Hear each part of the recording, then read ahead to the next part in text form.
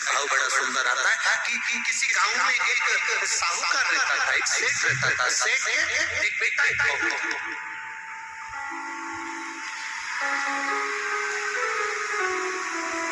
और बहू बेटा दोनों धर्म, दोनों पुण्य।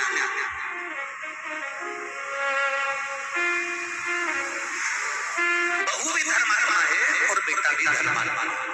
दरवाजे पर कोई आए भूखा ना जाए, दरवाजे पर कोई आया पानी पीकर जाना।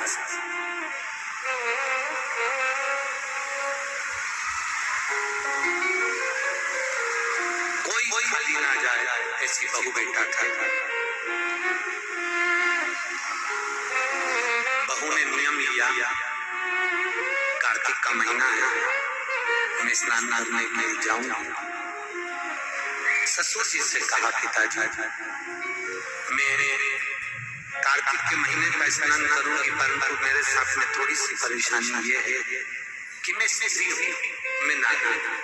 बहुत अच्छे से सुनना मेरी माताओं, कई माताओं के मन में संशय होता है कि हम एक महीने का व्रत धारण करते हैं और उस बीच में रजस्वला धर्म आ जाता है। वो रजस्वला धर्म आता है तो हमारे महीने भर का नियम का क्या होता है।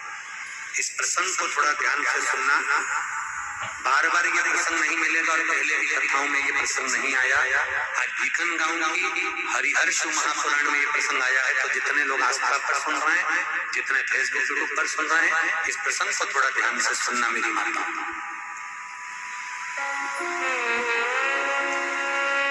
बहू ने अपने ससुर से कहा, पिताजी मैं कार्तिक के महीने के स्नान का नियम तो ले लेती हूँ। मैं कार्तिक के महीने, कोई माता कार्तिक के स्नान का नियम लेती है, कोई माघ महीने का स्नान का नियम लेती है, कोई चैत्र महीने के स्नान का नियम लेती है, कोई फागुन का लेती है, कोई वैशाख महीने के स्नान का नियम लेती है। कई माताओं की आदत रहती है, कई पुरुषों की आदत रहती है कार्तिक का स्नान करूं, पर वो कार्तिक के स्नान में कुछ दिन ऐसे आ जाते हैं कि उसमें रजस्वला धर्म आ जाता है। अब रजो धर्म आ गया, रजस्वला धर्म आ गया, तो उस बीच में उसका नियम पूरा हुआ कि नहीं? उस बीच में वो 5-7 दिन जो स्नान के लिए नहीं गई, पूजन नहीं करी, तुलसी को जल नहीं चढ़ाया, शालिग्राम जी का पूजन या ठाकुर जी का श्रृंगार नहीं कर पाई, तुलसा महारानी का गीत नहीं गा पाई, तुलसी जी का दीप नहीं लगा पाई, तो उसको कार्तिक के महीने का ये रजस्वला धर्म तो प्रत्येक महीने आना नारी के लिए, रजो धर्म तो हर महीने प्राप्त होना। तो हर महीने अगर रजो धर्म आना है तो कार्तिक महीने का फिर नियम पूरा कैसे हुआ? फिर नारी का नियम कैसे पूरा होगा? फिर नारी तो फिर नियम टूट गया, नियम टूट गया तो उसको कोई फल नहीं मिला। तो बहू ने अपने ससुर से कहा, एक साहूकार की बहू ने कहा, ससुर जी मेरे मन के संशय को मिटा दो, मैं कार्तिक का स्नान करना चाहती हूँ और उस कार्तिक के स्नान में सबसे बड़ी अगर विघ्नता आती है तो मेरे 7 दिन 5 दिन जो रजो धर्म के जाएंगे, वो रजो धर्म में मेरा नियम टूट जाएगा। उस नियम को पूरा कैसे किया जाए?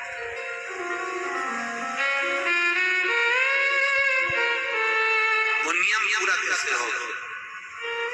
कार्तिक के महीने का स्नान करने वाले जरा ध्यान देंगे, चाहे वैशाख का स्नान करें, चाहे माघ का स्नान करें, मेरी माताओं का रजो धर्म 7 दिन 1 महीने के अंदर आ ही जाता और आया नियम टूटा।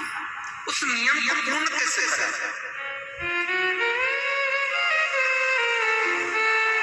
कहा, साहूकार ने कहा कि बहू मैं इतना विद्वान तो नहीं हूँ, ज्ञानी तो नहीं हूँ, पर मैं मेरे गुरु से इस बात को स्मरण कर रहा हूँ। अब बहू को कार्तिक का महीना आ रहा है, कार्तिक के महीने का उसको इंतजार था, वो इंतजार में बैठी है। मात्र कार्तिक आने में 8 दिन बचे थे। अब देखिएगा जरा आप में और उस बहू में क्या अंतर है। कार्तिक के महीने आने में 8 दिन बचते हैं तो आप पुताई चालू कर देते हो। बोलो सही है कि गलत है? कार्तिक आने में, दिवाली आने में जब 8-15 दिन रहते हैं तो तुम पुताई चालू कर देती हो, सफाई चालू कर देती हो, ये काम चालू कर देती हो, वो काम चालू कर देती हो। सारे काम तुम्हारे कार्तिक का महीना आने के समय पर चालू हो जाता है। और बहू सफाई नहीं पूछ रही, साफ सफाई पर ध्यान दे रही है, पर ऐसा नहीं कि सब समय कर रही है, पर उसका ध्यान वही कार्तिक के महीने के स्नान में लगा हुआ है। आज बहू 8 दिन बचे और बहू का भोजन छूट गया, उसका भोजन नहीं भाई अंदर जाए। किसी चीज को पाने की जब तमन्ना होती है ना तो खाना पीना छूट जाता है। ये नागेश्वर मंदिर महिला मंडल से पूछ ले, जब तक कथा चालू नहीं हुई होगी तब तक इस महिला मंडल से और इनके जितने जजमान हैं उनकी धर्म पत्नियों से और जजमान से, चाहे वो मुख्य यजमान हो चाहे जो भी हो, उनसे पूछना जब तक कथा चालू नहीं हुई होगी तब तक इनको रात भर नींद नहीं आ रही होगी, इनका बीपी ऊंचा नीचा चलता होगा। निश्चित पर कथा चालू हो गई और पहला दिन जब कथा का हो गया तब ऐसी सोई हो कि राम अब सुकून मिला कि कथा चालू, कथा बहू की नींद चली चली, उसको भोजन नहीं भागा, नींद गई, भोजन भाया, बड़ी दुखी थी। साहूकार को कोई मिला क्या ना मिला, इस बहू की आंख का अश्रु तुलसी के क्यारे के पास गिर गया। तुलसी के क्यारे के पास आंसू गिरा, अश्रु गिरा। एक बात बहुत ध्यान देना, मेरे एक निवेदन करना चाहूंगा इस व्यासपीठ से। शादी की जल्दबाजी में 2 जगह पर दिया लगाना कभी नहीं भूलना चाहिए। शादी की जल्दबाजी में 2 जगह पर दिया लगाना कभी नहीं भूलना चाहिए। एक, कन्या विवाह कर जब अपने पिता के घर से जा रही हो तो तुलसी के क्यारे में दिए के अंदर फूल घी भरकर दिया लगाकर अवश्य जाना चाहिए, तो बाप के घर में लक्ष्मी की कमी नहीं आती है। जब अपने पिता के घर से जा रही हो तो तुलसी के क्यारे में दिए के अंदर फूल घी भरकर दिया लगाकर अवश्य जाना चाहिए, तो बाप घर में लक्ष्मी की नहीं आती है। दूसरा दिन, लड़की डोली में बैठकर, गाड़ी में बैठकर जब ससुराल में पहुंचे, ससुराल की दहली में जब वो पांव रखे अंदर घर में, घर अंदर सबसे पहले तुलसी के क्यारे के पास बहू को ले जाना चाहिए और मिट्टी का दिया पूरा घी से भरा हो और वहां पर दीप बहू के हाथ से लगवाना चाहिए। उसका कारण होता है ससुर के घर में कभी संपदा की कमी नहीं आती। ये 2 जगह घृत भरे हुए दीप की महत्वता कही गई। और हम इतने विचित्र हैं कि महिला संगीत के चक्कर में, माता पूजन के चक्कर में, सारे फंक्शन के चक्कर में, मेहंदी और हल्दी के चक्कर में हम जब घर के भगवान को ही भूल जाते हैं तो दिया कौन याद करेगा? बोलो सही है कि गलत है? घर के भगवान को भूल जाते हैं महिला संगीत के चक्कर में। हम थोड़ा सा घर के चक्कर में भगवान को भूल जाते हैं कि हमारे यहाँ मेहंदी हो रही है, हमने भगवान को बिठाया मेहंदी में। हमारे यहाँ हल्दी का कार्यक्रम हो रहा है, भगवान को बिठाया हल्दी के कार्यक्रम। महिला संगीत में भगवान का सोफा लगाया तुमने, एक सिंहासन रखा भगवान का, तुम सब तो बैठे थे, भगवान के लिए भी एक जगह रखो कि भगवान मेरे घर का यहाँ बैठेगा, वो देखेगा, उसको बिठाओ। नहीं नहीं, तो हम दिया कहाँ याद रखते, पर नियम बना दो। एक गाँव की इस पावन धरा से जितने लोग आसपास चैनल पर कथा सुन रहे हैं, जितने फेसबुक यूट्यूब पर कथा सुन रहे हैं, एक नियम बनाओ कि घर से बेटी ससुराल कर जब विदा हो रही हो तो पहले घृत का भरा हुआ दीप तुलसा महारानी में लगा होना चाहिए।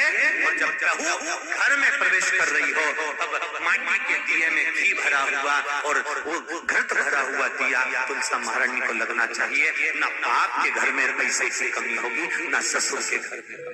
संपरावण पर दिया कैसा होना चाहिए, उसमें पूर्ण भले घी झलक रहा चले पर घी खाली नहीं होना चाहिए, घृत के पूर्ण।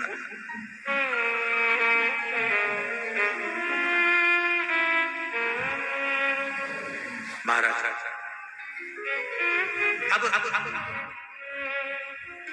बहू की आंख का शुरू झलका, तुलसा महारानी की कुछ कृपा, देवर्षि नारद ने एक साधु का रूप धारण कर, साधु का रूप धारण कर देवर्षि नारद जिस मार्ग से साहूकार जा रहा था उसी मार्ग पर एक वृक्ष के नीचे जाकर बैठ गए। वृक्ष के नीचे बैठे और बैठे ही साहूकार ने देखा कि बहुत पहुंचे हुए बाबा लग रहे हैं, चंदन का तिलक लगा है, कंधे पर यज्ञोपवीत पड़ा हुआ है, बड़ी बड़ी जटा झूठ है, मुख पर कुछ तेज पुंज है, बड़ा प्रकाश दिख रहा है, रुद्राक्ष की गले में माला पड़ी हुई है, हाथ में तुलसी की माला धरी हुई है। और साहूकार ने जाकर हाथ जोड़कर निवेदन करा, बाबा जी, ओ बाबा जी, मेरे मन के संशय को मिटा दीजिए। बाबा जी ने, क्या बात है बाबा? साहूकार जी बोले, मेरे बहू के मन का संशय है, नारी जब कार्तिक के महीने का स्नान करती है या माघ महीने का स्नान करती है या वैशाख महीने का स्नान करती है या चैत्र महीने का स्नान करती है, नारी जब पूर्ण एक महीने का स्नान करती है तो बीच में जो रजस वाला धर्म आ जाता है, नारी 5 दिन 7 दिन जो काम नहीं कर पाती है, वो रजो धर्म के समय पर, रजस वाला धर्म के समय पर उसका 1 महीने का नियम खंडित हो जाता है। तो वो खंडित हुआ नियम पूर्ण कैसे हो, उसका वर्णन आप मुझे बता दीजिए। वो नियम मुझे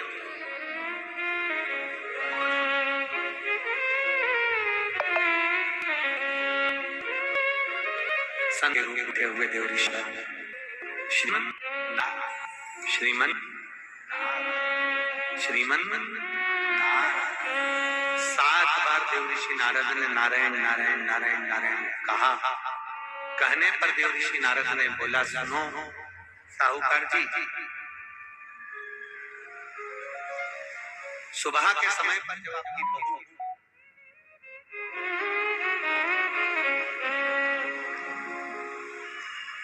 मंदिर की ओर जाए तो उसको इस मार्ग की ओर लेकर आना। मैं आपको ज्ञान उपदेश दूंगा और वो ज्ञान उपदेश आप बहू को श्रेष्ठ दे पाए ना दे पाए, वो बहू सम्मुख में बैठकर सुनेगी तो उसको प्राप्त होगा। ये देखो वही कथा आ गई, आप खाओगे आपका पेट भराएगा, आप सुनोगे आपका कल्याण होगा। बेटों बेटियों को लेकर आओ, बहुओं को लेकर आओ, बच्चों को लेकर आओ, उनके सुनने से उनका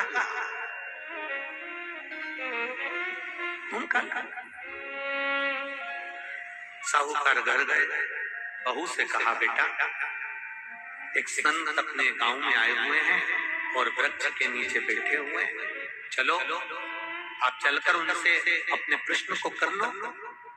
बहू ने भगवान का नाम लिया, स्मरण करती हुई बहू पहुंची और बहू ने जाकर तुरंत हाथ जोड़कर निवेदन किया, बाबा जी 1 महीने तक नारी कार्तिक का स्नान करती है, 1 महीने तक नारी माघ का स्नान करती है, 1 महीने तक नारी वैशाख का स्नान करती है, 1 महीने तक नारी चैत्र का स्नान करती है, बीच में अधिक मास का स्नान करती है, उस बीच में नारी का जो रजो धर्म आ जाता है, रजस्वला धर्म आ जाता है, उस समय पर नारी का जो करा हुआ व्रत है 1 महीने का वो खंडित हो जाता है। उस व्रत की पूर्णता कैसे मानी जाए? तो उस समय पर देवऋषि नारद जो संत के वेश में थे, उन्होंने कहा कि बहू एक काम करो पुत्री, कार्तिक महीने के पीछे के जो 5 दिन 7 दिन पचवीगन के होते हैं, अगर नारी का रजस्वला धर्म बीच में आ जाता है तो पीछे के 5-7 दिन में से अगर एक दिन भी नारी ब्रह्म मुहूर्त का स्नान कर सुबह का स्नान कर तुलसी में दीप प्रज्वलित कर देती है तो उसके बीच का जो खंडित भाग है वो समाप्त हो जाता है, उसे पूर्ण फल मिलता है। अब फिर सुन लीजिए अच्छे से, अगर मान लो वो 5 बीघन में ही नारी का रजो धर्म आ गया तो बहुत बहुत ध्यान से सुनना। ये कथा हरिहर शिव महापुराण की कथा जो बीकन गांव वालों को मिली है संपूर्ण विश्व के कल्याण के लिए। बहुत ध्यान देना, हर नारी का प्रश्न है, प्रत्येक नारी के प्रश्न ये सम्मुख में रहता है। मान लो आपने कहा कि रजो धर्म आ गया मध्य में, तो आप पीछे के 5 दिन स्नान करो। वो 5 दिन में अगर रजो धर्म आ गया फिर शिव महापुराण की कथा कहती है घर में रहने वाली कोई कुंवारी कन्या, घर में रहने वाला कोई पुत्र, घर में रहने वाला पति, घर में रहने वाली सास, घर में रहने वाली कोई सौभाग्यवती नारी, जेठानी, ननंद, देवरानी या घर में रहने वाला कोई पुरुष अगर बाहर स्नान करने नहीं भी जा सकता, ब्रह्म मुहूर्त में प्रातः के समय पर यदि तुलसी में एक दीप और एक संध्या के समय पर दीप लगा देता है तो भी नारी का नियम पूर्ण हो जाता है। वो नियम खंडित नहीं, वो नियम खंडित। क्या 5 दिन के स्नान का फल है? हाँ, और तुझे मौका मिलेगा तो तुझे समझ में आएगा। देवर्षि नारद ने बस इतना कहा, उसका फल क्या है तुझे मौका मिलेगा जब मालूम पड़ेगा। तब बहू को समझ में नहीं आया कि आखिर ये सब क्या कहा। देवर्षि नारद कहकर चले गए। साहूकार की बहू रोज प्रातः का कार्तिक का स्नान करने लगी। कार्तिक का स्नान रोज बहू करती, रोज ब्रह्म मुहूर्त में स्नान कर आती। बहू को नहीं मालूम कि नगर के राजा का लड़का युवराज अपनी पत्नी के साथ स्नान करने आता। राजा और रानी भी स्नान करने आते हैं, युवराज अपनी धर्मपत्नी के साथ स्नान करने आता है। आज युवराज को बड़ा बुरा लगा। युवराज ने देखा कि मैं घाट पर नहाने के लिए आता हूँ पर यह घाट गीला कैसे हो जाता है। मतलब मेरे स्नान के पहले कोई स्नान कर रहा है, मेरे स्नान के पहले कोई स्नान कर रहा है। मुझे ऐसा लगता है जरूर कोई ना कोई आता है। युवराज ने, राजा ने अपने नगर के सैनिकों से बोला पता लगाओ कि सुबह स्नान करने कौन आता है। सैनिक लगते उससे पहले ही साहूकार की बहू स्नान कर कर चली जाती। दिखाई नहीं दिया, समझ नहीं आया। आखिरी के 7 दिन बचे थे, 8 दिन बचे थे। राजा के दूत ने फिर युवराज ने कहा मुझे पता लगा कर बताओ फिर मेरे स्नान के पहले कौन स्नान करता है, घाट को गीला कौन कर देता है। क्रोध में आकर कहा मालूम नहीं पड़ पाया। एक दिन रानी इस साहूकार की बहू को मालूम पड़ा कि युवराज मेरा पता कर रहा है, मेरा पीछा कर रहा है। तो बहू ने तुरंत सुबह जल्दी स्नान करा और भागी। भागते समय उसके गले की माला और पांव की एक मोजड़ी छूट गई। माला और मोजड़ी छूट गई।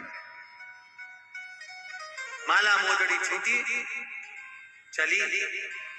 राजा को वो माला मोजड़ी मिल गई। उसने मन में विचार करा मोजड़ी इतनी सुंदर, माला इतनी सुंदर, तो जो इसको पहनती होगी वो कितनी सुंदर होगी। राजा ने अपने दूतों से कहा जाओ जिसकी ये मोजड़ी और माला है इतनी सुंदर है तो वह नारी कितनी सुंदर होगी, उसको 5 रात्रि मेरे पास में लेकर आ। उसको मैं 5 रात्रि अपने यहाँ रखूंगा। शब्द सुना, खबर पूरे गांव में लग गई। साहूकार की बहू के कानों में भी शब्द पहुंच गए। कार्तिक का महीना चल रहा था तो बहू ने भी कह दिया मैं राजा के यहाँ पर 5 रात्रि रहने को तैयार हूं, पर शर्त मेरी एक है। ब्रह्म मुहूर्त का स्नान करते हुए अगर राजा मेरे को मुख देख लेगा तो मैं उसमें रह लूंगी। सुबह का कार्तिक का स्नान कर कर जब मैं निकल रही हूँ, राजा का पुत्र मुझे देख ले तो मैं रहने को तैयार हूँ, नहीं तो मैं नहीं रह सकती। राजा ने भी एक पक्षी जो पाला हुआ पक्षी था उस पक्षी को पेड़ पर बिठा दिया और कहा जैसे ही रानी करने आए उसी समय पर तू बोल देना, मैं दौड़ कर जाऊंगा और रानी इस साहूकारनी का दर्शन कर लूंगा। जब साहूकारनी सुबह के समय पर स्नान करने चली तो देहली पर द्वार को छोड़ते समय प्रणाम करते हुए कहती है हमारे भारत की सभ्यता, भारत की भूमि की संस्कृति, पहले की माताएं जब मायके से ससुराल जाती थी या ससुराल से मायके आती थी तो जिस टांगे में, जिस गाड़ी में जिस बस में जिस टैक्सी में भी बैठती थी उसके भी पांव पड़ती थी, उसको भी प्रणाम करती थी। बोलो दीजिए सही है कि गलत? ये भारत की सभ्यता है, ये भारत का संस्कार है, ये भारत की भूमि की मर्यादा है। जिस भूमि पर से जा रही, ससुराल से मायके जाएगी तो जिस बस में जाती थी उसके पांव पड़ती थी, बैलगाड़ी में जाए, टांगा गाड़ी में जाए, घोड़ा गाड़ी में जाए, उसके पांव पड़ती थी। घर से निकलते समय प्रणाम कर कर जाती। उसने अपने द्वार को प्रणाम किया और द्वार प्रणाम कर कर जा रही है और कहती हुई जा रही है, हे तुलसा महारानी, हे गंगा मैया, हे दामोदर भगवान, ऐसी कृपा करना मैं स्नान कर कर जाऊं तो राजा के लड़का नींद में भरचक सो जाए, ऐसी कृपा कर करना। तोता बोलता रहा, राजा का लड़का सोता रहा। पहला दिन निकल गया। दूसरे दिन राजा के लड़के के मन में प्रश्न आया कि मैं तोते से पूछूं, क्यों रे तोता, क्या वो साहूकार की बहू नहीं आई थी? आई थी, स्नान करके गई, तो मैं जग नहीं पाया। उसने विचार करा, कुछ ऐसा काम करता हूँ, पुड़िया में लेकर बैठ गया मिर्ची, रात्रि को डाल ली आंख में, रात भर नींद नहीं आएगी। साहूकार ने फिर चली, द्वार को छोड़कर प्रणाम करा, दरवाजे को प्रणाम कर कर, द्वार को पूजन कर कर, जब प्रणाम कर कर चली तो निवेदन कर कर चली, हे द्वार देवता, राजा के लड़के को सुला देना। तो ये स्कंद पुराण की बात शिव महापुराण में भी लिखी गई। पशुपति व्रत में एक नियम है, जब मंदिर में दिया लगा कर जाते हो तो घर के दरवाजे के राइट सीधे हाथ पर दिया लगाते हो। बोलो सही है? सीधे हाथ पे दिया लगाने का महत्व क्यों है? क्योंकि हम मंदिर से चलकर जब आते हैं, अपने घर के सीधे हाथ की ओर जब दिया लगाते हैं तो भगवान से निवेदन करते हैं कि मेरा ये द्वार है और आपके भरोसे पर है, आपको संभालना। एक दयालु बहू ने नियम ले लिया कि दिया लगाने से पहले बहू जाती थी, सुबह प्रणाम करती द्वार को, और द्वार को प्रणाम करने के बाद वहां से निवेदन कर कर जाती है, दरवाजे पर से प्रणाम कर कर जाती है। आपसे भी निवेदन है, जितने लोग कथा सुन रहे हो, जब कथा पूरी हो जाया करे, कथा की आरती हो जाए, जब यहाँ से उठ कर जाओ तो बैठी हुई जगह को प्रणाम कर कर जाना और निवेदन कर कर जाना कि मैंने तेरे भरोसे पर कथा सुनी है भोलेनाथ, मैंने सुना है तू कंकर शंकर के रूप में शिव महापुराण में रहता है, मेरी मन की कामना पूर्ण करना। ये बाबा से निवेदन, जैसी आरती हो, आरती के बाद में आप लोग अपना द्वार जाओ, अपने घर जाओ तो उसको प्रणाम कर और उसको कहकर जाओ, मेरे देवाधिदेव महादेव, मैं मेरे घर जा रही हूँ, तेरी कृपा होगी, मैं जानती हूँ कि मेरा भंडार तू भरे, कोई दूसरा नहीं, दूसरा नहीं। भक्ति तू देगा, मुक्ति तू देगा, शक्ति तू देगा। तो निवेदन कर प्रणाम कर दूसरे दिन उसने मिर्ची डाली राजकुमार ने, तो भी उसकी नींद लग गई। तीसरे दिन उसने अपने शरीर पर कट लगा लिया, किसकी जलन होगी तो नहीं आएगी, मालूम पड़े तो भी नींद आ गई। चौथे दिन आगी जलाकर बैठ गया तो भी नींद। 5 दिन भी उस नींद आ गई। 5 दिन तक साहूकारनी का मुख, 5 दिन तक उस साहूकारनी का मुख नहीं दिखा। राजकुमार घर चले गया, गुस्से में लाल हो गया, शरीर में कोई रोग हो गया, शरीर कोड़ी हो गया, टपकने लगा, खाल गलकर गिरने लगी। राजा को चिंता लग गई, मेरा इकलौता लड़का और उसकी शरीर की काया, उसकी काया समाप्त। साहूकार की बहू को नहीं मालूम, साहूकार की बहू तो अपनी भक्ति में, अपने स्मरण में, अपने आनंद में लगी हुई थी, उसको मतलब नहीं, वो तो अपनी अलमस्तता में, अपनी मस्ती में लगी, अपने भजन में। 5 दिन जो मिले हैं भगवान की भक्ति के, उसमें डूबी हुई है, उसे कोई मतलब।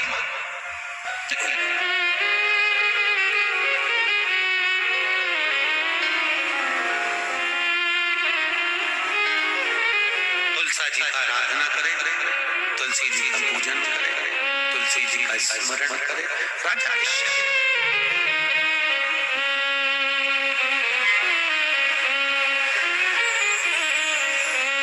अरे धीरे धीरे चलो सखी,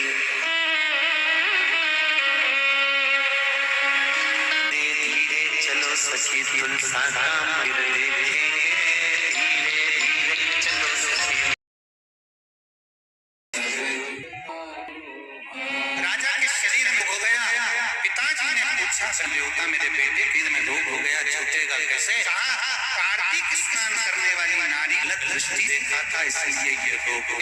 शिव महापुराण की कथा कहती है कोई गंगा नदा तीर्थ में कोई कर रहा हो, नारी स्नान भी हो, उसको दृष्टि से कभी ना देखें, शरीर में रोग भारी हो जाता है। राजा के शरीर रोग कैसे मिटेगा? तो कहा जिस नारी गलत दृष्टि से देखा है, जब वो कार्तिक का स्नान कर कर उसके स्नान का जल जो बहकर आए वही जल शरीर पर डाला जाए तो रोग मुक्त हो जाता है। राजा ने वही करवाया। पूछा साहूकार की बहू जहाँ स्नान करती थी उसका जो पानी आता, उस पानी से राजा के पुत्र के शरीर पर छिटा जाता, धीरे धीरे रोग मुक्त हो गया और राजा का पुत्र ठीक हो गया। शिव पुराण कहती है राजा के लड़के ने चरणों को नमन करते हुए पूछा मुझे कार्तिक का लाभ कैसे प्राप्त होगा? कहा पूरे कार्तिक के महीने में अगर स्नान न कर पाओ तो वैकुंठ चतुर्दशी का दिन एक ऐसा 6 तारीख की होना चाहिए। किस तारीख की? 6 नवंबर की है। हाँ, 6 नवंबर को है वैकुंठ चतुर्दशी। वैकुंठ चतुर्दशी का अगर स्नान कोई बहुत से भी आनंद के साथ में भगवान की भक्ति के साथ, और आप लोगों को तो बहुत बहुत साधु बनता है। हरिहर मिलन का दर्शन हमारा भी नियम है, वैकुंठ चतुर्दशी के दिन हमारे शालिग्राम भगवान और ठाकुर जी का हरिहर करवाते हैं। वैकुंठ चतुर्दशी के दिन हम भी पूरा प्रयास करेंगे अंदर मिलन करने की जगह जितने यहाँ पर रात्रि के समय पर रहेंगे हरिहर मिलन का दर्शन हो जाए, प्रयास करेंगे। हरिहर उस दिन कराया शालिग्राम भगवान की तुलसा भोलेनाथ जी पर चढ़ती है और भोलेनाथ जी के पत्र शालिग्राम भगवान पर चढ़े। तुलसा और पत्र को शहद की शीशी कहा जाता है। अच्छा विद्वत्ता से यही से कम होता है। गलत व्यसन डूबे व्यक्ति को बताया तो उसको व्यसन उसे कुंठ में तो हरिहर मिला होता है।